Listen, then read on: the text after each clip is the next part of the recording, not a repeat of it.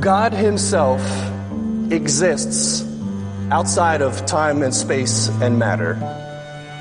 He exists completely independent from anything or anyone outside of himself. So we could say it this way: he's self-existent and he's self-sufficient.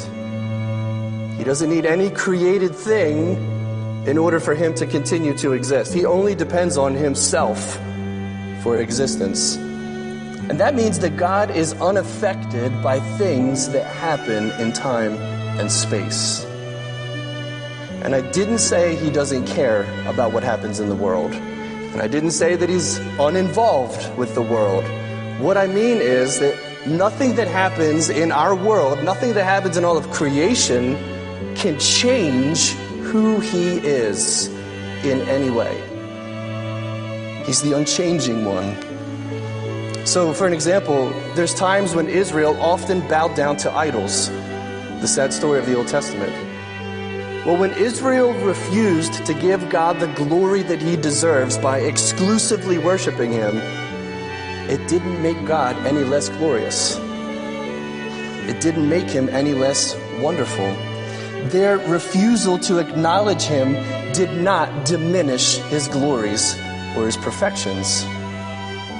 Or positively speaking, I could say that when we gather together as a church and we worship God, according to John 4, in spirit and in truth, it doesn't add glory to God. It doesn't make him more worthy of praise. That's because created beings don't give God glory as if he needed our praise to be praiseworthy. God's not just waiting around hoping and wishing that creatures would praise him so then he could feel good about himself. God is glorious, God is great, God is worthy of praise. So when we worship him, here's what we're doing. We're not making him glorious, we're enjoying him for what he is. And when we worship him, we're the ones who change in the experience. God doesn't become something new or better or different when I worship him. I change. And I become something different when I worship God. His immutability is clearly taught throughout the whole Bible.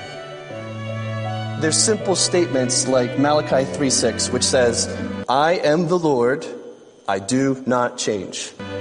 It's pretty straightforward. There's also verses like James 1:17 where we read this: every good gift and every perfect gift is from above and comes down from the Father of lights, with whom there is no variation or shadow of turning. No variation, not even a shadow of turning. Those two phrases sum it up really well. Think about it. There's no variables in God. There's nothing about him that's shifting or changing or uncertain.